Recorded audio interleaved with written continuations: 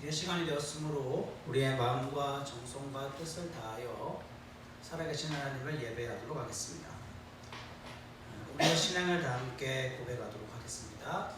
전능하사 천지를 만드신 하나님 아버지를 내가 믿사오며 그 외아들 우리 주 예수 그리스도를 믿사오니 이는 성령으로 잉태하사 동정녀 마리아에게 나시고 본디오 빌라도에게 고난을 받으사 십자가에 못 박혀 죽으시고 장사한 지 사흘 만에 죽은 자 가운데서 다시 살아나시며 하늘에 오르사 전능하신 하나님 우편에 앉아 계시다가 저리로서 산 자와 죽은 자를 심판하러 오시리라. 성령을 믿사오며 거룩한 공예와 성도가 서로 교통하는 것과 죄를 사하여 주시는 것과 몸이 다시 사는 것과 영원히 사는 것을 믿사옵나이다. 아멘. 다 함께 찬송가 456장을 찬송하도록 하겠습니다. 찬송 456장입니다.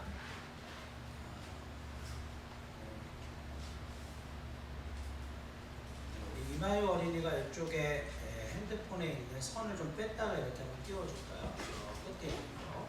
그쪽 말고 저쪽에 여기 뺐다가 거기 뺐다가 다시 띄워보세요. 456장을 우리 함께 믿음으로 고백하도록 하겠습니다.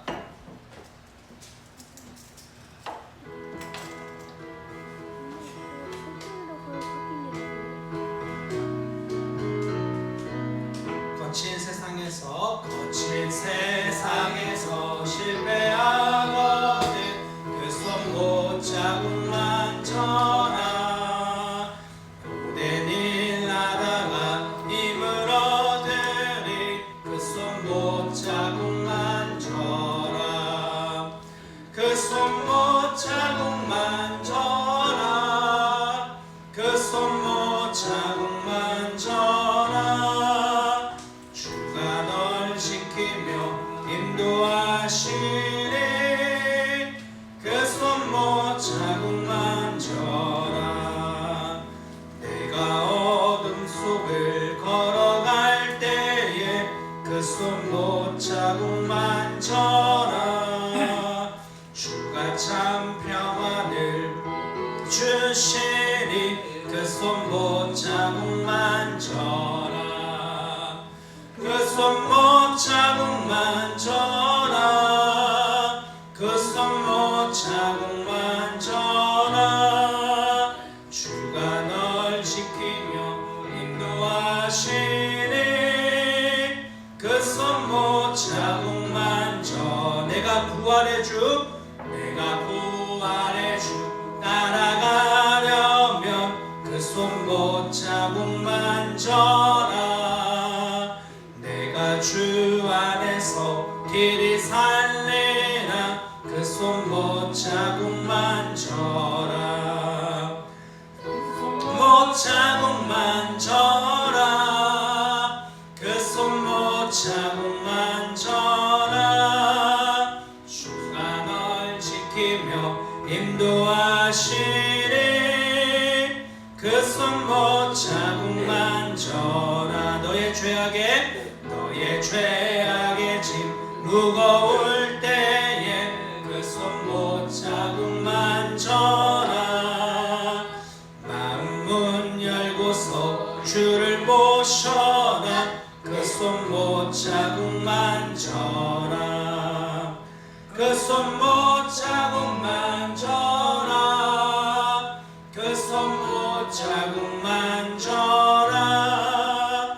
주가 널 지키며 하시니 그 손 못 자국만 쳐라.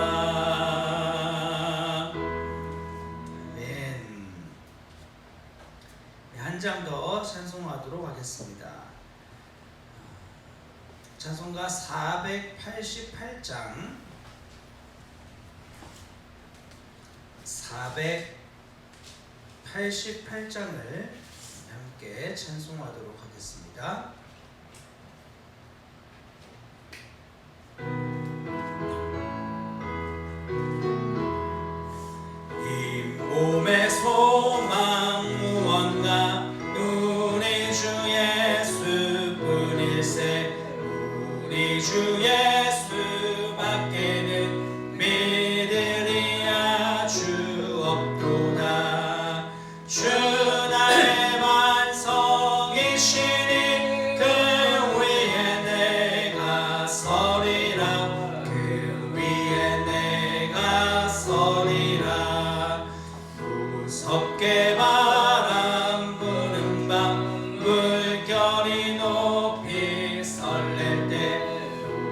우리 주 크신 은혜 소망의 낯을 주리라.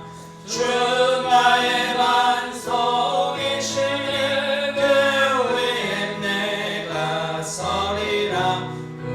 위에 내가 서리라. 세상에 믿던 모든 것 끊어질 그날 되어도 구주의 언약 믿사와 내 소망 더욱 크리라.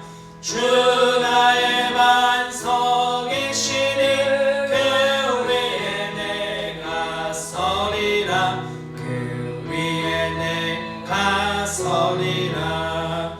바라던 천국 올라가 하나님 앞에 배울 때 구주의 의를 입어 어여시 바로 서리라. 주 나의 반석이시니 그 위에 내가 서리라. 그 위에 내가 서리라. 아멘. 우리 함께 기도하겠습니다. 우리의 소망이 오직 예수 그리스도이심을 오늘 이 시간을 통해 다시 한번 확정하게 도와주시고, 더욱 주님 외에 그 어떤 것도 우리가 믿을 이 없음을 기억하며 더 주님의 완전하신 반석 위에 서는, 또 그 반석 위에 서 있음을 믿음으로 확정하는 시간이 될 수 있도록 하나님 마음껏 우리를 인도하시고 이끌어 주시옵소서. 하나님의 은혜를 간절히 구하며 함께 기도로 주님 앞에 나아가도록 하겠습니다. 같이 기도하겠습니다. 하나님 감사합니다. 오늘도 우리를 이 자리로 인도하신 하나님의 가장 완전하신 섭리와 주권을 찬양합니다. 주여, 우리 너무나 믿음이 연약하고 우리 너무나 이 믿음의 걸음을 제대로 걷지 못하는 부족한 존재에 불과하지만, 그런 우리를 너무나 사랑하시는 하나님을 다시 한번 신뢰하는 믿음 안에 우리 모두가 있게 도와주옵소서. 얼마나 우리를 사랑하시는지, 우리를 포기하지 않으시는 하나님의 그 크신 사랑을 힘입는 시간이 되게 도와주시옵소서. 그래서 다시 주님을 주목하고 바라보며 온전히 하나님 당신을 경외하는 믿음으로 달려 나아가는 우리 모두가 되게 주님 역사하여 주시옵소서. 예, 주님 다시 한번 주님을 주목하고 바라봅니다. 하나님 우리에게 은혜를 베푸사 다시 한번 우리가 얼마나 주님 필요한 존재인지 기억하고 깨닫는 시간이 되어지게 주여 역사하시고 인도하여 주시옵소서. 오 주님 충만한 은혜로 우리와 함께하여 주옵소서. 하나님 우리의 유일한 소망과 바램 그리고 우리의 모든 기대가 오직 우리 주 예수 그리스도께 완전하게 모여지는 시간이 되게 도와주십시오. 상황이, 환경이, 문제가 우리의 마음을 많이 낙담시킬 때가 있지만, 그런 어떤 것도 주님을 향한, 또 주님 위에 있는 우리의 믿음을 흔들 수 없음을 기억하는 시간이 되게 도와주시옵소서. 주님 우리의 유일하신 반석 되어짐을 끝까지 신뢰하고 믿는 믿음이 충만하여질 수 있도록 역사하시고 인도하여 주옵소서. 오늘도 우리에게 가장 필요한 것을 허락하실 주님을 기대하고 신뢰하오며 이 모든 말씀 우리 주 예수 그리스도의 이름으로 감사하며 기도합니다. 아멘. 아멘. 우리 함께 말씀을 보도록 하겠습니다. 시편 제32편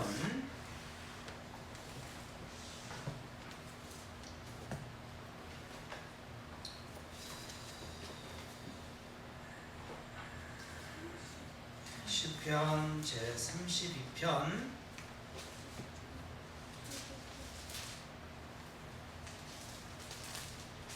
1절부터 마지막 절까지 우리 한 목소리로 말씀을 봉독하겠습니다. 시편 32편 1절부터 마지막 절까지 말씀 한 목소리로 같이 읽겠습니다. 시작.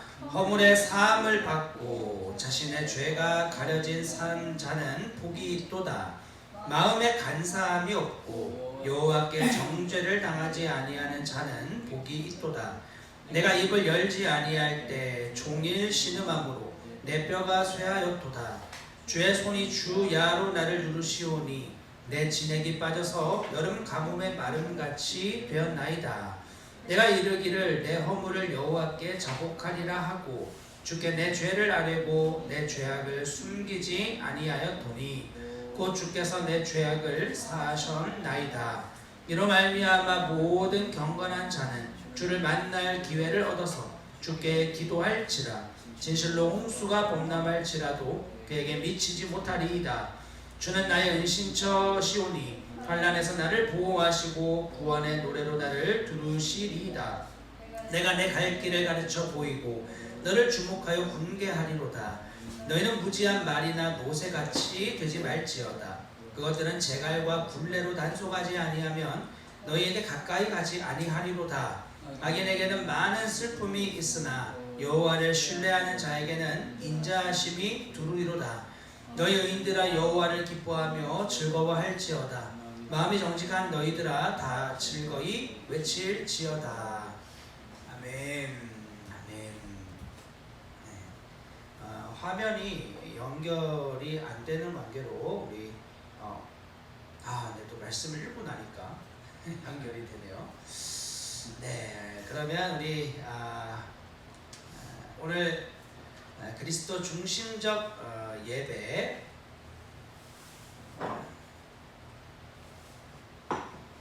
그리스도 중심적 예배 오늘 12번째 시간으로 사죄의 선언에 대해서 우리 함께 말씀을 나누고자 합니다. 우리 지금까지 살펴본 내용들을 좀 잠깐 이렇게 요약을 하자면 제일 먼저 우리의 예배에는 하나님의 부르심이 먼저 있다는 것을 함께 살펴보았습니다. 모든 예배의 시작은 하나님이 우리를 초대하시는 것. 우리의 예배 순서를 한번 잘 생각해 보세요. 하나님이 우리를 부르셨다는 사실, 그분의 초청이 먼저 시행됩니다. 그래서 공간적으로 내가 편안하게 지내고 있던 일상의 삶이 지속되는 집이라든지 어디든 거기에서 공간을 이동해요. 거룩한 예배를 위한 공간으로 우리가 장소를 이동하고요. 그리고 하나님이 우리를 부르시면서 우리의 마음이 하나님께로 또 이동이 되어집니다. 두 가지의 이동이 함께 일어나야 돼요.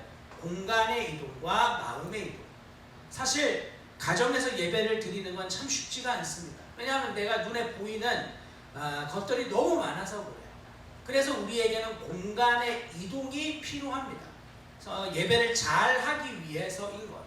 마치 공부를 잘하기 위해 집에서 안 되는 공부를 도서관이라도 독서실이라도 끊는 이유가 여기에 있는 겁니다. 더 공부를 잘하기 위해서. 그래서 그 웹툰 작가들 중에서도요, 자기가 작가실이 있지만 더 잘하기 위해서 절에 들어가거나 혹은 독서실 같은 데 끊어가지고 일을 하는 사람들이 있어요. 더 집중하기 위한 노력인 것이죠. 그런 의미에서 우리가 예배당으로 나오는 건 참 중요한 일입니다. 그러나 그것뿐만으로 예배가 자연이 되는 게 아닙니다. 우리 마음이 하나님 앞으로 이동되어져야 되는데 이건 내 힘으로 하는 게 아니라 주님이 하셔야 되는 거야. 자, 그 일을 위해서 우린 두 가지의 순서가 있죠. 하나님을 부르는 것, 우리의 절망에서 외치는 고백, 하나님을 부르는 것. 그리고 두 번째는 하나님의 인사, 하나님을 부른 자에게 하나님이 응답하시죠. 혹은 하나님의 부름도 있다고 말씀을 드렸어요. 이것은 나의 절망을 넘어 하나님이 우리를 부르셨다는 것을 기억할 때, 예배의 순서가 하나님을 부르는 것이냐 하나님의 부름이냐, 사실 그렇게 중요한 의미는 아닙니다. 둘 다 같은 뜻이에요. 나의 절망에서 시작하느냐 하나님의 시작에서 예배가 시행되느냐, 이 차이인 것이죠. 하나님이 우리를 부르셨으니 두 번째 순서는 당연히 그분의 영광을 노래합니다. 송영이 들어가죠. 그래서 하나님의 영화로우심을 노래하고 고백하는데 대개 아주 짧은 삼위일체의 영광을 위한 고백을 노래하죠. 우리 보통 찬송가 1장부터 한 6장 정도까지의 내용을 송명으로 선택합니다. 그래서 곡들의 흐름을 잘 보면 가사가 굉장히 짧고 삼위일체 하나님의 영광을 높이는 데 초점이 맞추어져 있어요. 그리고 나서 신앙 고백을 우리가 함께 살펴봤습니다. 신앙 고백은 내가 믿는 그 하나님이 누구냐, 삼위 하나님이 누구냐는 것을 다시 내 영혼 안에 일깨우는 거야. 내가 믿는 하나님 이런 분이지, 내가 믿는 하나님 이런 분이셨지, 이걸 다시 한번 일깨우며 믿음의 태도를 다시 결단을 하는 거야. 그리고 그런 하나님이 나를 불러주셨구나, 이 사실을 기억하며 하나님의 놀라우신 은혜에 감사하는 시간이 되는 거예요. 그리고 우리 지난 시간까지 살펴봤던 게 네 번째, 이 죄의 고백이에요. 죄의 고백은 우리의 행위와 마음 뿐만 아니라 우리의 존재의 죄인됨까지 고백하는 시간입니다. 그래서 이런 죄인인 우리를 하나님이 여전히 사랑하신다더라, 그런 나를 하나님이 포기하지 않으신다더라 하고 하나님을 믿는 믿음으로 주님 앞에 정직히 고백하는 거죠. 그게 바로 죄의 고백인 것입니다. 자, 거기까지 우리가 함께 지난 시간에 살펴보았어요. 그리고 이 죄의 고백 이후에 어떤 일이 시행되는가? 바로 사죄의 선언이 시행되는 겁니다. 내가 하나님 앞에 정직하게 죄를 고백했다. 그러면 그 다음에 사죄의 선언 혹은 용서의 말씀이 선언되어지는 것. 여러분, 사죄라는 단어는 한자예요. 그래서 이 사죄는 이렇게 한자를 쓰는데 죄인을 용서하고 석방한다는 뜻이 있어요. 죄인을 용서하고 그 죄로 묶였던 것에서 해방시켜준다. 그걸 사죄라고 합니다. 선언은 뭐예요? 선언은 널리 펴서 알린다는 거죠. 즉, 나와 같은 죄인이 하나님으로부터 용서를 받았다는 사실을 널리 알리는 것을 사죄의 선언이다 라고 이야기를 하는 거예요. 자, 여기에 그림을 보면 한 사람이 하나님 앞에 지금 예배하기 위해 엎드려 있습니다. 하나님의 부르심의 은혜 때문에 나온 겁니다. 자기가 잘나서 자격 있어서 있는 것이 아니라 하나님 날 불러주셨어. 그 은혜에 감사하며 하나님 앞에 겸손한 마음으로 엎드려 있는 거야. 우리가 꼭 실제로 엎드리지 않아도 우리의 마음이 하나님 앞에 완전히 굴복되어진 상태에서 나 같은 게 과연 다시 하나님을 예배할 수 있을까? 내가 하나님께 예배하는 게 무슨 소용이 있을까? 이런 모습 가운데 절망하는 자들이 하나님의 부르심을 다시 들어 그분의 영광스러움을 노래해요. 내가 믿는 하나님 어떤 분인지 고백해요. 그런데 그러면 그럴수록 내가 그 고백대로 살지 못했음에 마음이 찔리고 고통스러운 거죠. 그때 하나님 앞에 정직하게 회개하며 마음을 드리는 것. 그렇게 되면 어떤 일이 일어납니까? 하나님의 용서가 그들에게 선언되어져요. 하나님으로부터 말씀이 그들에게 들려지는 거예요. 보통 이제 사죄에 선언하면 여기에 적혀있는 말씀처럼 곧 주께서 내 죄악을 사하셨나이다. 우리가 아까 읽었던 본문 말씀에 5절에 기록이 되어져 있죠. 주께 내 죄를 아뢰고 내 죄악을 숨기지 아니하였더니 곧 주께서 내 죄악을 사하셨나이다. 인도자가 이 하나님의 말씀을 선포하면 회중들은 아멘 하면서 말씀을 받는 거예요. 요한 1서 1장 9절도 아주 유명한 말씀이죠. 만일 우리가 우리 죄를 자백하면 그는 미쁘시고 의로우사 우리 죄를 사하시며 우리를 모든 불의에서 깨끗하게 하실 것이요. 그러면 회중들이 어떻게 고백한다고요? 아멘 하면서 이 말씀을 받는 거예요. 자, 인도자, 보통은 이제 목사님들이 앞에서 예배를 인도하지 않습니까? 왜 목사님들이 죄의 고백을 한 성도들에게 내 죄를 사하노라 이렇게 말하지 않고 하나님의 말씀을 읽는 걸까요? 왜 말씀을 읽을까요?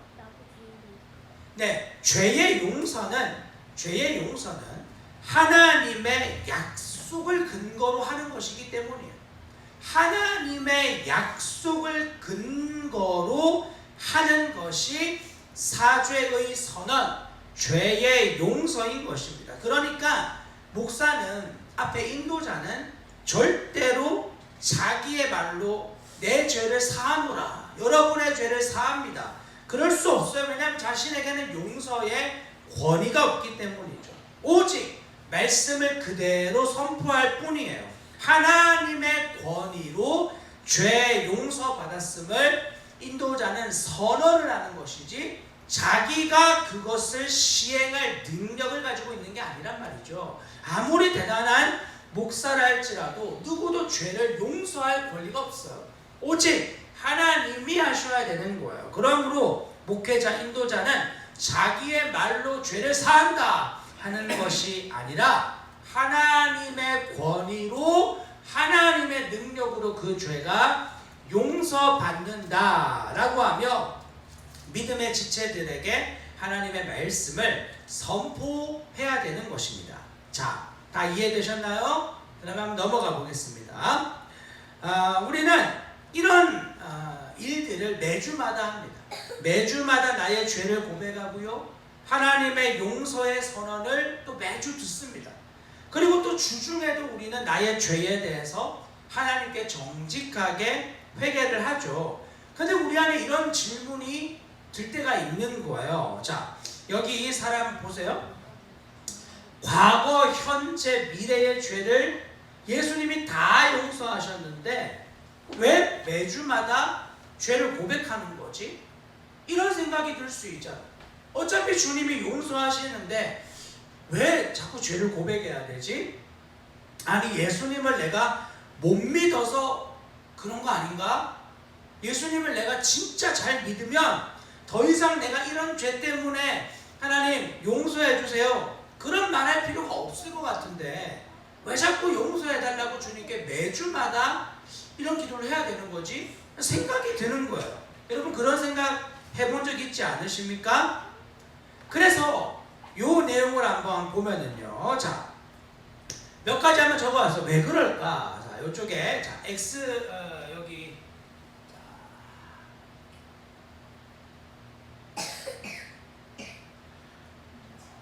이쪽에, 죄송해요.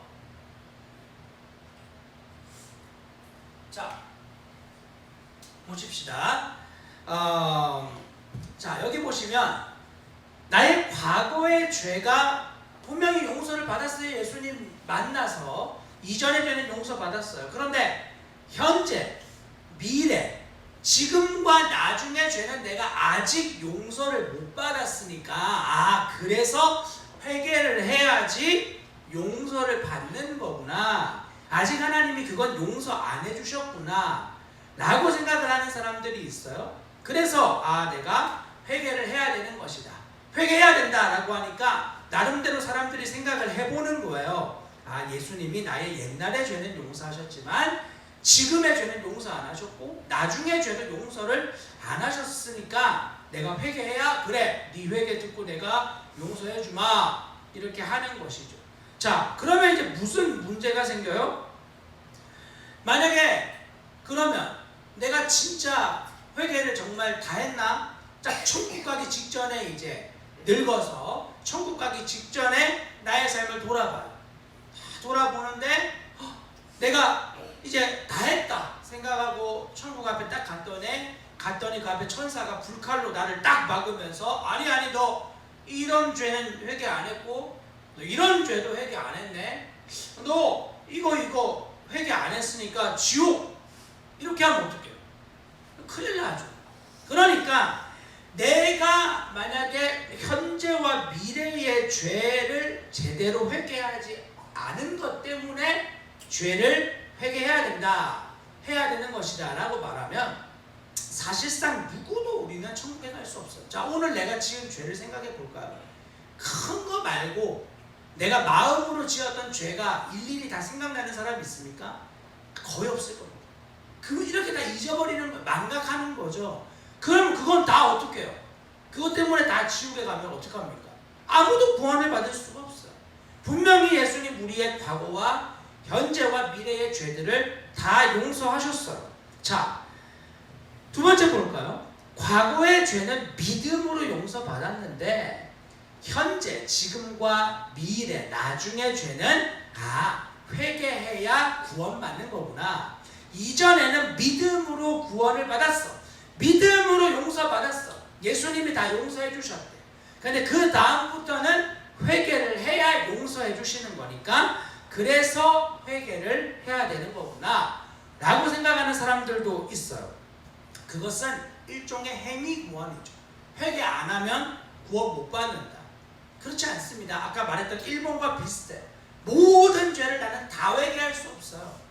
물론 하나님 앞에 아주 영혼이 면밀하여지면 그 순간순간마다 하나님 앞에 정직히 회개로 나아갈 수 있겠으나 그 성장이 있기 전에 내가 나이 50에 예수 믿었는데 50대 예수를 믿어도 내 속사람이 갑자기 예수 믿는다고 50살 되는 게 아니거든요. 어린 아이와 같거든요. 영적으로 깨달음이. 그러니 그때는 죄라고 여기지 않던 것들이 시간 지나면 기억이 안 난단 말이에요. 분명히 죄인데도. 자, 그러니까 행위로 구원을 받는 오류에 빠지는 게 되는 거예요. 이렇게 생각을 하면 이거 아니에요. 세 번째, 원죄는 용서받은 거구나. 예수님 믿으면서 나의 원죄는, 죄의 뿌리는 다 용서받았는데, 생명을 용서받았는데 내가 저지른 자범죄는 회개해야 되는 거다. 이렇게 생각을 또 하는 사람들이 있어요. 네, 절대로 옳지 않죠. 예수님 십자가에서 죽으실 때 어떻게 선포하고 죽으십니까? 다 이루었다. 완료했다는 거야. 완성했다는 뜻입니다. 그러니 내가 뭘 더해서 얻는 구원이 아니라는 거야. 즉 여기에 지금 나오는 이야기들은 모두 다 틀린 이야기예요. 전부 다 올바른 게 아닙니다. 예수님의 완전한 구원을 믿지 못하고 인간의 뭔가를 더하려고 노력하는 일종의 행위인 거예요. 그럼 우리는 도대체 왜 예수님이 다 용서하셨음에도 불구하고 회개를 해야 되는가? 오늘 우리가 읽은 시편 32편을 통해서 이 내용을 좀 살펴보려고 하는데, 여러분 오늘 우리가 읽었던 본문의 말씀을 보면은 다윗의 고백이거든요. 다윗의 고백. 이 다윗의 삶을 보면 그가 죄 사함, 죄 용서를 경험하는 삶이라는 것을 우리는 알게 되어집니다. 다윗은 이전에도 하나님의 구원의 은혜를 경험했을까요? 하지 않았을까요? 아주 어린 나이에부터 하나님의 은혜를 경험했던 특별한 사람입니다. 다윗은 아주 특별한 사람이에요. 자, 그런데도 그는 하나님의 구원을 보면 굽이마다 노래하고 있는 것을 보게 되어집니다. 즉 자신이 완전한 하나님의 은혜를 어릴 적부터 아무리 경험했을지라도 지금 이 시편 32편도 어느 시기에 쓰여진 시인지 우리가 알 수는 없지만 그가 어려움을 분명히 겪었고 씨름하는 가운데 다시 하나님 앞에 회개로 나아가는 모습을 우리가 볼 수 있는 거예요. 그러니까 아주 큰 죄뿐만 아니라 다윗은 날마다 하나님 앞에 회개로 나아가며 하나님의 은혜를 경험하고 맛본 사람이었음을 이 시편을 통해서 우리는 알 수가 있어요. 그러므로 우리도 완전한 구원을 받았어요. 그럼에도 불구하고 우리도 이 다윗과 같은 고통과 고난과 어려움을 겪을 수가 있는 거예요. 그럼에도 불구하고 하나님의 그 놀라운 구원이 우리의 삶에 계속하여 나타나야 되는 거예요. 그러려면 반드시 하나님의 용서의 선언이 우리에게 들려줘야 돼요. 하나님의 사죄의 선언을 계속하여 듣는 성도는 너무나 복되다는 것을 오늘 시편을 통해서 우리가 함께 살펴볼 겁니다. 자, 여러분 이 그림을 한번 보세요. 우리의 믿음의 걸음과 성장이 딱 이렇게만 되어지면 하나도 문제가 될 게 없어요. 지금 이 화살표를 보세요. 점점 어떻게 되고 있습니까? 올라가고 있죠. 점점 올라갑니다. 이 그래프가 하나도 어려움이 없는 그래프예요. 자, 이렇게 처음부터 끝까지 아무 문제 없이, 그래서 결국은 이렇게 짠 하고 이 결승점을 통과하는 삶이 되면 너무 기쁜 일밖에 없죠. 오늘도 내일도 주 안에서 항상 승리만 경험한다면 너무 행복하고 기쁜 믿음의 삶일 거예요. 그런데 문제는 무엇입니까? 그런 삶이 우리에게 그런 삶만 보장된 것이 아니라, 자, 여기 그려져 있는 이 그림처럼 이런 문제가 발생하는 거예요. 믿음의 걸음을 걷는데 이렇게 걸려 넘어지는 상황이 우리의 인생 가운데 주어지는 거죠. 그래서 저는 이런 그래프가 오히려 우리의 인생에 더 걸맞다고 봐요. 보세요. 점점 올라가는 것뿐 아니라 어떤 모양이 있습니까? 내려가죠. 꺾여 내려갑니다. 그리고 다시 또 올라가죠. 항상 올라가기만 할까요? 또 꺾여집니다. 올라가다가 또 꺾여지고, 이런 과정들을 겪는 거예요. 그러한 과정들을 겪으면서 우리 안에 어떤 고백이 생기는가? 결국은 내가 넘어지고 꺾이고 쓰러지는 일들이 있을지라도 하나님이 결국 나를 그 믿음의 경주의 결승점을 건너가게 하시리라는 이 사실을 다시 믿게 되어지는 거예요. 이게 바로 오늘 다윗이 시편을 통해 우리에게 알려주고자 하는 용서의 선언의 의미인 것입니다. 하나님 왜 우리를 용서하신다고, 그 선언이 신자에게 왜 필요한가? 우리의 믿음의 걸음이 이렇게만 성장되는 게 아니기 때문이에요. 모두가 다 괜찮은 사람인 것 같고 문제가 없는 것처럼 보이지만, 요즘에 부부들의 어떤 이런 관계를 다루는 프로나 이런 거 보세요. 딱 외모 보면 너무 멀쩡하고 너무 괜찮아 보이고 아무 문제 없을 것 같은 사람들 나오지 않습니까? 근데 그 문제들 살펴보면 하나같이 다 문제 속에서 살아가요. 고통 속에서 신음하고 있어요. 즉 교회 안에도 모든 사람들이 괜찮은 것처럼 하고 있어도 그 누구도 이와 같은 좌절, 절망, 넘어짐에서 벗어날 수 있는 사람이 없다는 거예요. 그런 문제를 모두가 가지고 있다는 것이죠. 그것을 우리가 시편을 통해서 오늘 함께 살펴보려고 하는 것입니다. 자, 그래서 우리에게 중요한 사실 첫 번째는요, 죄 사함을 받는 것, 이것이 가장 복된 삶이라는 것을 기억하는 것입니다. 죄 사함을 받는 것, 이것이 가장 복된 삶이다. 어떻게 그렇게 말할 수 있느냐? 오늘 읽은 말씀 1절과 2절을 한번 봅시다. 자, 같이 한번 읽어볼까요? 시작. 허물의 사함을 받고 자신의 죄가 가려진 자는 복이 있도다. 마음에 간사함이 없고 여호와께 정죄를 당하지 아니하는 자는 복이 있도다. 아멘. 여러분, 우리 시편 1편에 복 있는 사람은 이라고 선언하는 그 말과 여기에 적혀있는 복이 있도다 라는 것이 같은 히브리어로 아슈레이라고 적혀있어요. 이게 뭐냐? 복되다, 참되다, 그런 말이거든요. 정확하게 의역 직역하면 바람직하다, 이상적이다, 동경할 만하다, 이런 말이에요. 그러니까 복되다라고 하는 건 어떤 물질적인 그런 의미를 말하는 것이 아니라, 성경에서 복되다라고 하는 것은 감정적인 그런 행복을 말하는 게 아닙니다. 복되다 하는 거는 복 있는 사람은 이렇게 할 때 악인의 꾀를 따르지 않는다. 악인의 꾀를 따르지 않으면 힘들거든요. 그러니까 내가 복이 없다고 자꾸 생각을 하는 거야. 난 축복을 못 받았다고 착각하는 거야. 그런 감정적인 동요를 말하는 게 아닙니다. 성경에서 말하는 복되다라는 뜻은 아주 바람직하다라는 뜻이에요. 바람직하다라는 단어를 넣어 생각해 보세요. 복 있는 사람은, 즉 바람직한 사람은, 이상적인 사람은 동경할 만한 사람은, 이게 행복한 사람은하고 좀 의미가 다르잖아요. 행복한 사람은 그냥 막 너무 기분이 좋아서 룰루랄라 하는 이런 사람인 것처럼 같아요. 악인의 꾀를 따르지 않고 죄인의 길에 서지 않고 오만한 자의 자리에 앉지 않으면 힘들어요. 세상의 가치를 따라가지 않으면 힘듭니다. 어려워요. 그러니까 룰루랄라 하는 게 아니라 마음이 낙담되기도 하고 절망되기도 하고 쓰러지기도 하고 하기 싫기도 해요. 인상이 써지기도 한단 말입니다.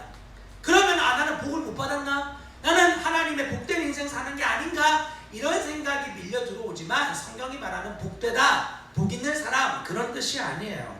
참 바람직하다, 이상적이다, 그리고 동경할 만하다, 그렇게 말씀을 생각해보세요. 전혀 다른 의미가 돼요. 허물의 사함을 받고 자신의 죄가 가려진 자는 바람직한 자이다. 그런 사람은 이상적인 삶이다. 이렇게 하나님이 그들에게 말을 하는 거죠. 자, 뭐가 그렇게 복되고 뭐가 그렇게 이상적이며 뭐가 그렇게 바람직하다고 말합니까? 이 초록색의 글씨 보세요. 허물의 사함을 받고 자기 죄가 가려지고 마음에 간사함이 없고 여호와께 정죄당하지 않는 자는 바람직하며 이상적이다 라고 이야기를 하는 거예요. 여러분, 이 성경 구절은요, 사도 바울이 자신의 이 믿음의 정수라 불리는, 복음의 정수라 불리는 로마서를 기록할 때 인용을 합니다. 어디서 인용하는가? 이 로마서 4장 5절부터 8절까지의 이 말씀 기록해둬요. 같이 읽어볼까요? 시작. 이를 아니할지라도 경건하지 아니하는 자를 의롭다 하시는 이를 믿는 자에게는 그의 믿음을 의로 여기시나니 이란 것이 없이 하나님께 의로 여기심을 받는 사람의 복에 대하여 다윗이 말한 바, 불법이 사함을 받고 죄가 가리워짐을 받는 사람은 복이 있고 주께서 그 죄를 인정하지 아니하실 사람은 복이 있도다 함과 같으니라. 아멘. 하나님이 그 죄를 인정하지 않는 자, 지금 바울은 이신칭의, 즉 믿음으로 구원을 얻는다는 복음을 선언하면서 이 시편을 언급해요.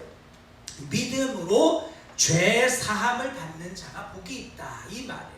믿음으로, 자기 공로가 아니라 하나님께 죄 사함을 어떻게 하는 자? 얻는 자, 의로움을 얻는 자, 믿음으로 여김을 받는 자, 이 사람이 복된 사람이다 라고 이야기를 하는 거예요. 자, 그러므로 여러분, 이 구절을 조금 더 바꾸어 가지고 지금 여기에는 사함을 받고 죄가 가려지고 간사함이 없고, 이거 다 이제 일종의 수동태로 쓰여져 있거든요. 그거 능동태로 바꿔서 한번 보자고요. 자, 보시면 허물의 사함을 받는다 라고 이제 되어 있죠. 나사라고 적힌 저 히브리어, 사함을 받는다는 저 뜻은 원래 들어 올린다 이런 뜻이에요.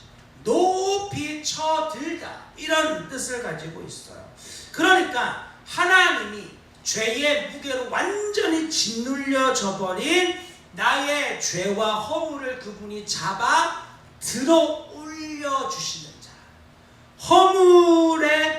허물을 들어 올림 받는 자가 복이 있다. 하나님이 그 죄의 짐을 들어 올려주십니다. 얼마나 감사한 일입니까? 이런 사람이 바로 복된 자라는 거죠. 하나님이 그 짐을 들어 올려주시는 자. 가려진, 죄가 가려진 자 할 때 저 가려진이라는 단어, 카사라고 적힌 저 히브리어는 감추다, 덮다 라는 단어예요. 그러니까 이게 무슨 말입니까? 하나님께서 나와 우리의 드러난 죄를 어떻게 해주셔요? 덮어주시는 거죠. 하나님이 죄인을 자신의 거룩한 옷으로 덮어주시는 거야. 우리 누가복음에 보면 탕자의 헐벗은 몸으로 아버지께 달려온 그걸 보고 그 탕자의 아버지가 제일 좋은 옷으로 그를 입혀주어라 라고 말하지 않습니까? 가장 좋은 것으로 그 옷을 입혀주시는, 덮어주시는, 자신의 죄를 하나님이 덮어주는 자는 복 있는 사람이다 라고 성경은 이야기를 하고 있는 거죠. 2절에 보면 마음에 간사함이 없고 라고 적혀 있습니다. 간사함이라고 적혀 있는 이 단어, 르미야라고 적힌 이 간사함이라는 단어는 거짓말, 속임이라는 뜻이에요. 거짓말 혹은 속임. 그러니까 마음에 거짓말과 속임이 없이 다 드러난 사람이에요. 마음에 간사함이 없다는 건 문맥적으로 지금 마음이 깨끗하게 되어짐을 말하는 게 아닙니다. 이건 지금 자기 마음 안에 있던 모든 속임과 거짓 것들이 하나님의 빛 가운데 확 다 드러나는, 완전히 다 밝히 드러나 버린 상태예요. 왜? 그 다음 구절 보세요. 간사, 거짓말과 속임이 남겨지지 않고 다 드러난 사람, 그 사람이 그럼에도 불구하고 여호와께 정죄를 당하지 않는 자라고 연결을 시키죠. 내 마음의 완전한 악독함과 추악함이 다 드러났는데 여호와께서 그를 정죄하지 않아요. 정죄라는 단어가 뭡니까? 너 죄인이야. 너 죄의 책임을 져야 될 존재야.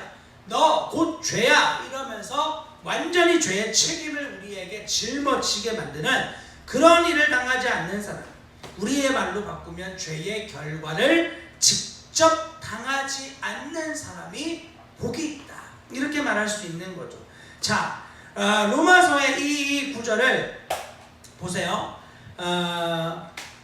이를 아니할지라도 경건하지 아니한 자를 의롭다 하시는 이를 믿는 자에게는 그 믿음을 의로 여기시나니, 일한 것이 없이 하나님께 의로 여기심을 받는 사람의 복에 대해서, 자, 여김에 대해서 이야기를 해요. 로기존마이라고 적힌 저 헬라어, 로기존마이, 여긴다라는 단어는 정확하게 번역하면 계산하다, 셈하다, 이 말이에요.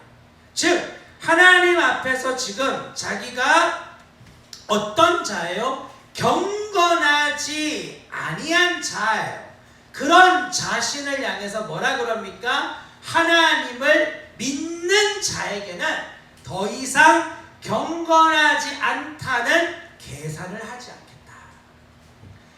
일한 것이 없어도 하나님이 그를 계산 끊는 자로 받아들여 주시겠다, 이렇게 지금 말씀하는 그 혜택 받는 사람은 너무나 복된 자다 이거죠. 하나님이 이미 그를 의롭다고 계산을 해버리시는 거예요. 하나님이 그 의인의 수에 이들을 계수하여 넣는 거죠. 아무것도 한 게 없다니까. 아무것도 뭔가 대단한 건 한 게 없어. 엄마 아빠한테 잘 보이려고 애써서 막 찬송을 열심히 부르거나 열심히 뭘 쓰거나 그런 게 없어. 그런데 넌 의인이다. 너 잘했다. 너 의롭다.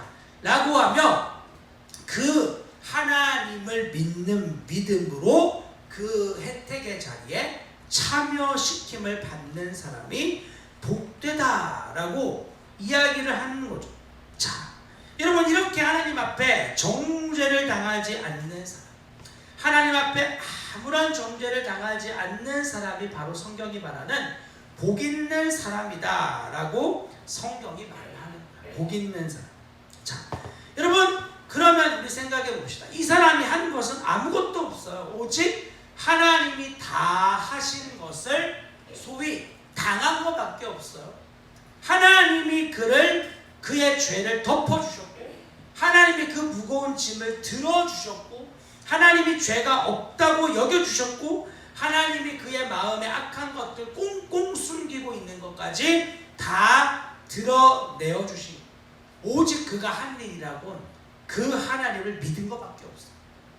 하나님이 다 이루신, 그리스도가 십자가에서 다 이루신 것을 완전히 비참하게 엎어진 그 모습 그대로 가난한 손을 들고 하나님 저를 불쌍히 여겨주세요 하고 고백한 것밖에 없는 거예요. 여기에 하나님의 의를 얹어 구원으로 인도하시고 선물을 구원으로 주신 거죠. 자, 여러분 생각해 봅시다.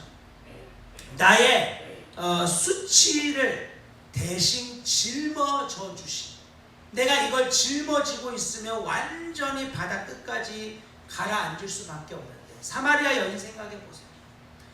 사람들의 눈을 피해서 그 더운 날씨에 물을 뜨기 위해 왔던 그 여자, 자신의 인생의 큰 짐으로 고통과 고난을 받고 있는 수치로 완전히 눌려진 그 인생을 대신 짊어져 주신 분, 그분이 누구시죠? 예수 그리스도시죠. 현장에서 가늠한 여인이 잡혀 주님께 왔을 때 우리 주님이 그 여인을 향하여 돌을 들고 모세의 율법에 의하면 이 여자를 돌로 쳐서 죽여야 된다 그러는데, 예수 당신은 어떻게 생각하시오? 하며 이를 부득부득 갈고 주님을 쳐다보고 있는 사람들을 향하여, 그 여자는 현장에서 적발됐기 때문에 죽여도 아무 상관이 없는, 그러나 그 여자의 죄를 그리스도께서 감당하여 주시기를 원하셨어요. 그래서 먼저는 그 여자를 구원하기 위하여 이 돌을 들어 치려는 자들을 물리치셔야만 했죠. 그리고 그 일에 적극적으로 달려들어 누구든지 죄 없는 사람이 먼저 저 여자를 돌로 치라는 말씀을 하시고, 그 여자의 죄의 짐을 대신 짊어주신 그분이 바로 우리가 믿는 예수 그리스도십니다. 나의 수치와 부끄러움을 나의 수치와 부끄러움을 완전하게 덮어주시기 위해 주님은 나와 같은 자를 자녀 삼기 위해 그 아들의 고귀하신 예수 그리스도를 완전히 발가 벗겨버리셨습니다. 나를 거룩하다 여기시기 위해 자신의 가장 고귀한 아들을 완전히 발가 벗겨버리시고 완전한 수치를 온 세상 가운데에 드러내시고, 그리고 그 수치로 인하여 죽어가고 있는 그리스도의 의의 옷을 그분의 피에 적셔 저와 우리에게 입혀주셨습니다. 누구도 그리스도를 믿는 자는 정죄당하지 않도록 하나님이 놀라운 조치를 허락하여 주셨어요. 나와 우리가 정죄당하지 않고 자녀로 여전히 여김을 받기 위하여 우리 주님이 대신 조롱을 당하시고 우리의 마음속에 있는 죄까지 다 드러내시기 위하여 그분은 창에 찔려 심장이 터지는 고통을 당하시며 그 모든 피가 내장 안에서부터 바깥까지 완전한 속죄를 이루시는 것을 보여주시며 우리를 속에서부터 정하다, 깨끗하다 라고 선언을 하시는 거예요. 예, 그렇습니다. 예수 그리스도 그분으로 인하여 우리의 허물과 죄, 마음의 속임이 사함을 받은 사람, 예수 그리스도로 말미암아 모든 것의 계산이 끝나버린 사람, 바로 이 사람이 복 있는 사람입니다. 주님 우리에게 오늘도 이렇게 선언을 하고 있는 거예요. 여러분, 그러므로 우리 안에 이런 생각이 있어야 돼요. 예수 십자가로 말미암아 내가 나의 죄가 용서받고 그 구원의 은혜가 있는가? 그리스도가 나의 죄를 대신하여 짊어지신 그 감격이 있는가? 그분이 나의 수치를 덮기 위하여 자신이 벌거벗겨진 수치를 당하심에 대한 하나님께 감사가 있는가? 내 마음속 깊은 곳에 숨어있는 죄의 모든 것을 해결하기 위하여 창끝에 찔려 심장이 터져 그 안에 물과 피가 완전히 쏟아진 은혜를 받은 감격이 내 안에 있는가? 그것이 내게 지속되고 있는가? 우리를 진지하게 점검해야만 하는 것입니다. 사랑하는 우리 만석중앙교회 성도 여러분, 그 은혜와 감격이 있습니까? 정말 주님이 나를 그렇게 건져주셨다는 그 놀라운 은혜에 대한 감격이 사죄의 선언을 통해 우리 안에 불일 듯 일어나야 되는 것입니다. 하나님의 용서의 말씀을 들을 때 기계적인 주문이 아니라 그 말씀이 선언될 때마다 하나님께서 이런 엄청난 대가를 지불하여 나를 구원하시고 용서하여 주셨구나. 그 은혜를 기억하며 예배에 하나님의 선언의 자리가 감격이 되는 은혜가 있어야 될 줄 믿습니다. 자, 그래서 두 번째는 이 죄사함의 은혜가 복된 삶의 시작이라는 거예요. 여러분 기억하십시오. 하나님의 은혜를 맛보았다. 예수님의 이런 놀라운 사죄의 용서가 내 안에 믿어졌다. 그건 우리의 구원의 시작이에요. 죄사함은 복된 삶의 시작이지 끝이 아니에요. 하나님께 받은 복이 한 번에 끝나는 게 아니라 지속되고 그리고 점점 성장되고 자라난다고 성경은 이야기를 합니다. 여러분 우리가 읽은 본문 3절과 4절을 한번 볼까요? 자, 3절과 4절 말씀을 우리 같이 한번 읽어보겠습니다. 시작. 내가 입을 열지 아니할 때 종일 신음함으로 내 뼈가 쇠하였나이다. 주의 손이 주야로 나를 누르시오니 내 진액이 빠져서 여름 가뭄에 마름같이 되었나이다. 아멘. 자, 아까 말한 것처럼 다윗은 어릴 적부터 하나님 사랑하던 사람이었어요. 주님과 어릴 때부터 가까이 하던 사람이었어요. 주님과 깊은 교제를 나누던 자였어요. 그런데도 불구하고 이 3절을 보면 하나님 앞에 어떤 특별한 죄로 인하여 입을 열지 않았다라고 그의 모습을 고백하고 있어요. 고집을 피우며 죄를 고백하지 않는 거예요. 그랬더니 종일 신음하며 뼈가 쇠하였다라고 이야기를 하죠. 하나님 앞에 정직하게 회개해야 되고 나의 죄를 고백해야 되는데 고집을 피우며 내 죄를 옳다 하며 붙들고 있을 때가 나에게뿐 아니라 이 다윗에게도 있었던 것이다 하고 성경이 말해주고 있는 거예요. 그것이 어떤 죄인지 우리는 몰라요. 밧세바 사건은 일단 아니라고 추측할 수 있는 건 밧세바 사건에 대한 이 죄의 고백이 시편 51편에 기록이 되어져 있기 때문이에요. 그거 아니라 이건 또 다른 죄의 어떤 것일 것이다. 대개 성경학자들은 그렇게 이 내용을 추측합니다. 단회적인 어떤 하나의 사건만 더 있었던 것이 아니라 다윗의 인생 속에 이런 일들이 종종 있었다는 것이죠. 이유가 무엇이냐 우리는 알지 못해요. 하지만 중요한 사실은 내가 맞다는 그런 자기의 옳음 또는 죄를 죄로 여기지 않는 그런 자기의 확신, 다른 사람이 잘못이라는 일종의 핑계, 상황과 환경의 문제라고 말하는 그런 것들일 거예요. 우리가 늘 겪는 것과 똑같아요. 내가 입을 열지 아니야, 회개하지 않는 이유 다 이 문제 아닙니까? 내가 맞아, 내가 옳아, 저 사람 틀렸어, 저 상황 때문이야, 이 환경 때문이야. 문제는 어떤 죄 때문인지 알 수는 없지만 하나님 앞에 회개하지 않으니까 다윗이 어떻게 되어져요? 그 일로 인하여 종일 신음한다. 뼈가 쇠하여지고 밑에 보시면 내 진액이 빠져서 여름 가뭄에 마름같이 되어졌다 하고 이야기를 하지 않습니까? 가끔 이제 곤충 다큐를 볼 때가 있는데요. 곤충들이 이제 통째로 다른 곤충을 잡아먹는 경우는 그렇게 많지가 않아요. 대개는 이제 다른 곤충의 진액을 빨아먹는 경우가 되게 많더라고요. 진액을 빨아먹으면 진짜 미라처럼 비쩍 통통하게 생긴 벌레들이 진액을 빨아먹으면 완전히 껍데기만 남아서 바짝 마르게 됩니다. 여러분 꼭 그것처럼 자기의 영혼 안에 하나님이 채워주신 감격과 기쁨과 감사의 것들이 다 말라가지고 완전히 메말라버린 상태가 되었다라고 다윗이 이야기하는 거예요. 왜? 자기의 죄를 하나님 앞에 고백하지 않으니까. 여러분 여기서 이제 우리 좀 이상한 거를 확인을 해야 돼요. 자, 뭐가 이상하냐? 내가 다 맞아요. 내가 맞으니까 회개 안 하는 거잖아. 내가 옳으니까 회개를 안 하는 거잖아. 그죠? 그러면 기분이 좋아야 돼. 영혼이 막 살찌 인정해줘야 돼요. 내가 맞으니까.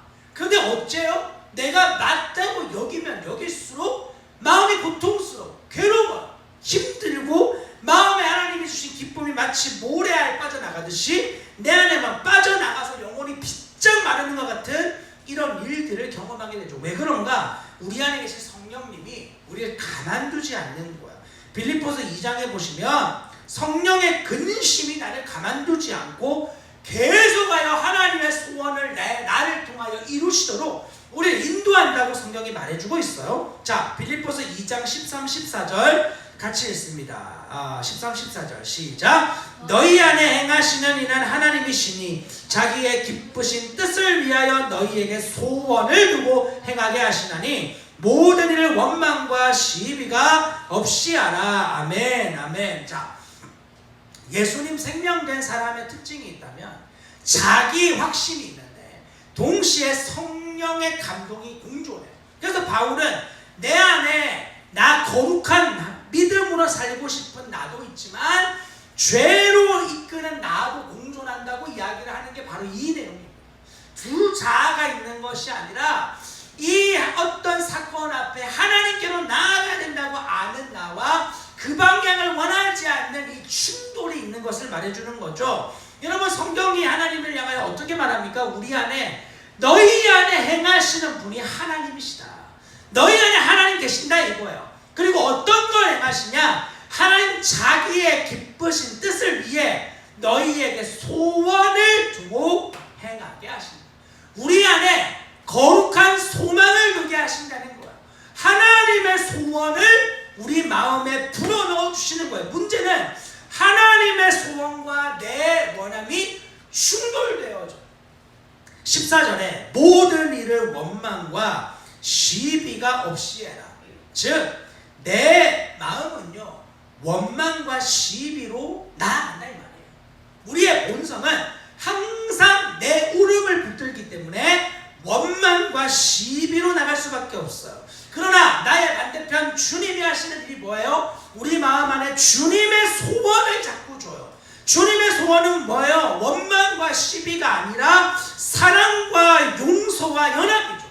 하나님이 이런 마음을 주시는 거예요. 하나님의 소원, 죄인을 사랑해 주신 하나님의 소원은 그 죄인을 여전히 사랑하며 그 죄인과 연합하는 자리로 우리를 인도하는 거예요. 나의 소원은 뭐예요? 원망과 시비, 이 두 가지가 충돌하는 거죠.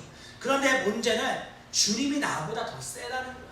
하나님 나보다 더 세서 어떻게 합니까? 하나님의 기쁘신 뜻을 위해 너희에게 소원을 두고 계속 행하신다는 거예요.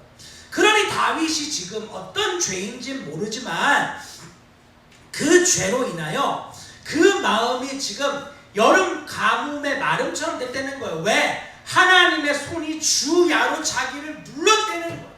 그 마음 안에 하나님의 소원을 알고 주님의 뜻을 알고 하나님이 기뻐하시는 게 뭔 줄 아는데 그게 자꾸만 자기를 눌리는 거야.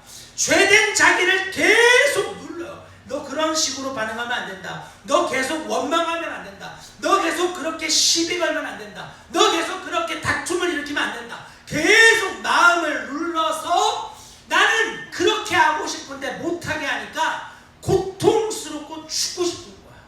죽고 싶은 거죠. 아, 진짜 이렇게까지는 하고 싶지 않은데, 진짜 이렇게까지는 하고 싶지 않은데, 그렇게 다윗도 씨름했다. 항상 아멘하고, 예 주님 말씀이면 아멘이죠. 주님이 하십니다. 늘 그렇게 했을 것만 같잖아요. 다윗을 생각하면 아니라는 거예요. 주님의 손이 나를 계속 눌렀다. 아주 괴롭혀서 못 살 것처럼 눌렀다. 그런 거예요. 답을 알지만 이 답으로 나아가기 위해선 너무나 철저한 자기를 부인해야 되니 얼마나 힘들고 어렵겠어요. 우리가 힘들고 어려운 것처럼.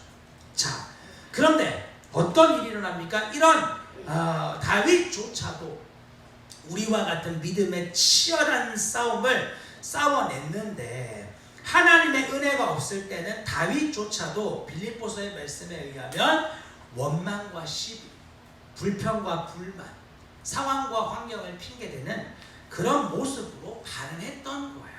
자, 그 주님이 다 용서하셨는데 다윗이 왜 자유하지 못하냐? 주님의 용서를 못 믿어서? 아니, 그런 게 아니죠. 자기 마음 안에 찔림과 고통이 있어요. 그런데 그게 바로 하나님이 구원하셨다는 백성의 증거거든요. 어떻게 나아가야 될지 알아요. 그러나 그 하나님의 이끄심 앞에 자기를 내어드리지 않으니 그 중간에서 딱 걸려가지고 고통스러워하는 거예요. 자, 그런 씨름 속에서 어떤 일이 일어나는가? 5절을 봅시다. 같이 한번 읽습니다. 시작. 내가 이르기를 내 허물을 여호와께 자복하리라 하고 주께 내 죄를 아뢰고 내 죄악을 숨기지 아니하였더니 곧 주께서 내 죄악을 사하셨나이다.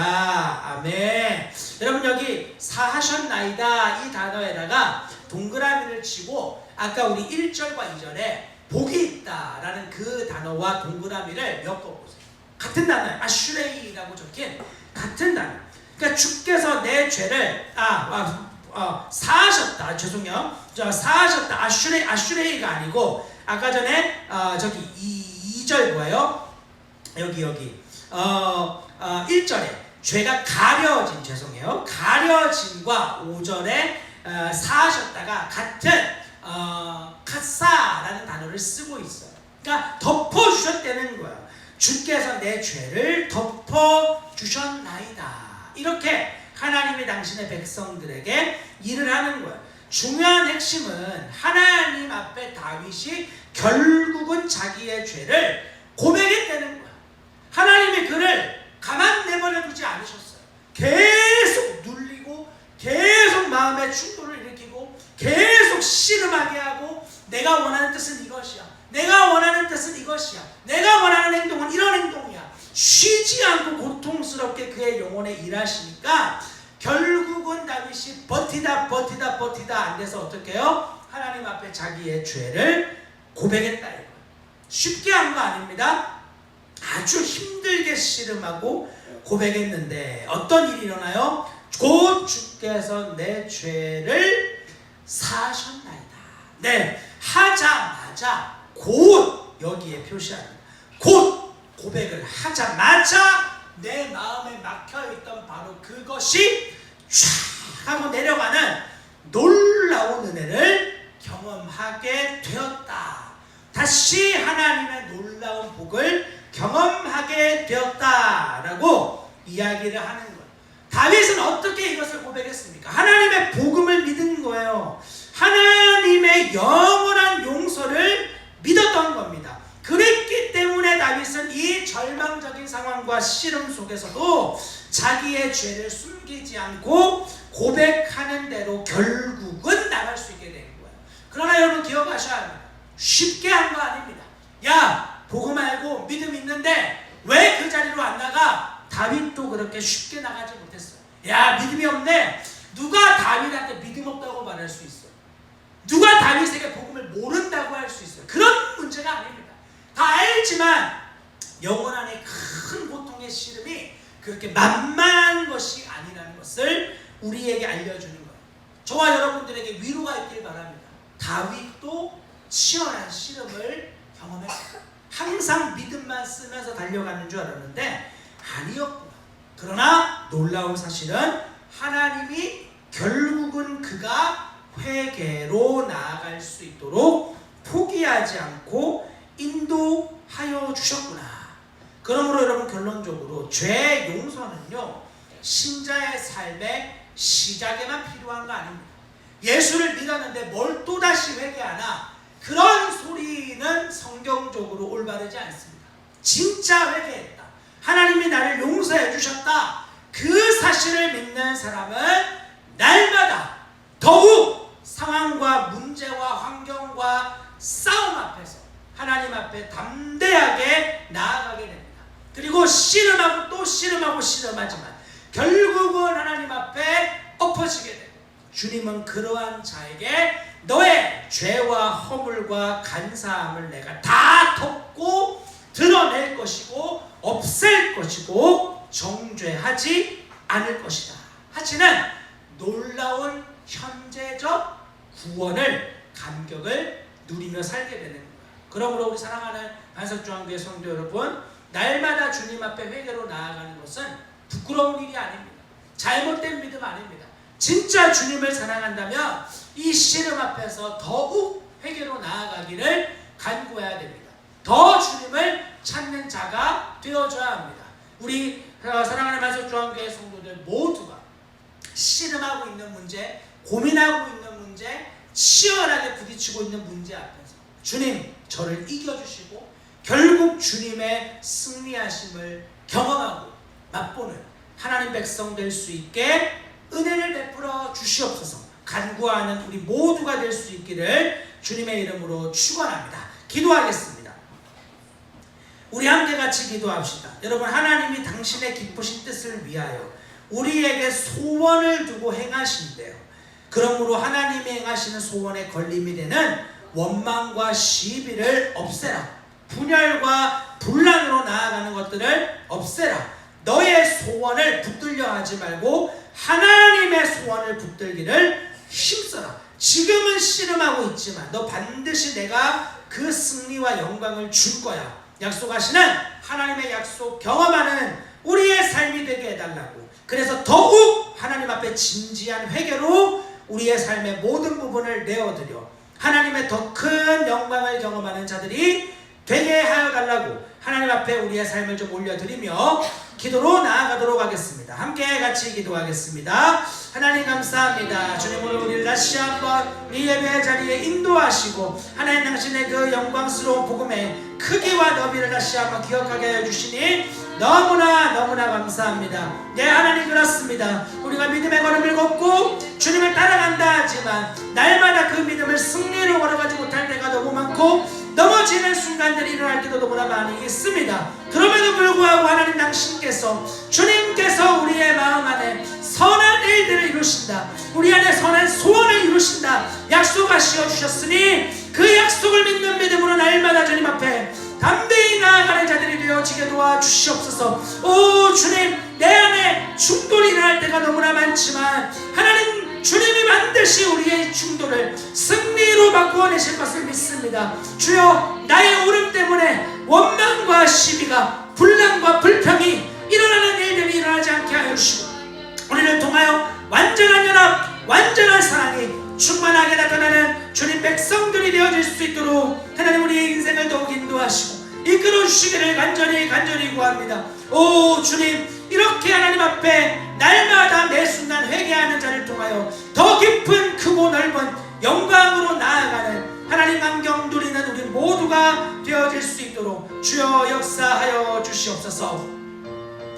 하나님 참 감사합니다. 오늘 다시 한번 하나님의 이 죄사함의 용서, 하나님의 용서의 선언을 기억하는 시간 허락하여 주심에 감사합니다. 허물의 사함을 얻고 우리의 죄가 가려짐을 받는 자가 참 복된 사람이라 말씀하시는 하나님의 놀라운 은혜를 경험하였음에도 불구하고 썩어질 헛된 영광의 복을 구하는 우리의 어리석음 용서하시고 주님, 정말 다시 한번 하나님 우리의 모든 거짓과 속에 숨어있는 것까지 다 드러내실 뿐 아니라 그런 우리를 정죄하지 않으시는 하나님, 우리를 반드시 회개로 나아가게 하시는 하나님, 나의 오름을 깨뜨려 버리시는 하나님 안에서 진정한 만족과 진정한 복됨을 경험하는 우리의 남은 인생 되어질 수 있도록 하나님 마음껏 역사하시고 은혜를 베풀어 주시옵소서. 그 영광스러움을 더 깊이 경험하는 우리의 남은 인생 되어질 수 있도록 주여 역사하여 주시옵소서. 이제는 우리 주 예수 그리스도의 크신 은혜와 하나님 아버지의 무한하신 사랑과 성령의 교통하심이 오늘 이 모임에 참여하여 하나님의 용서의 선언의 깊음을 깨닫고 주님이 우리의 죄를 사하셨노라는 말씀의 선언을 들을 때마다 하나님의 아들 그리스도 예수가 이루신 그 놀라운 사함의 감격 속에 날마다 살아가기를 결단한, 그것을 소망한 주의 백성들의 머리 위에와 그들의 삶의 모든 자리 가운데 이제부터 영원토록 함께 계시기를 간절히 축원하옵나이다. 아멘.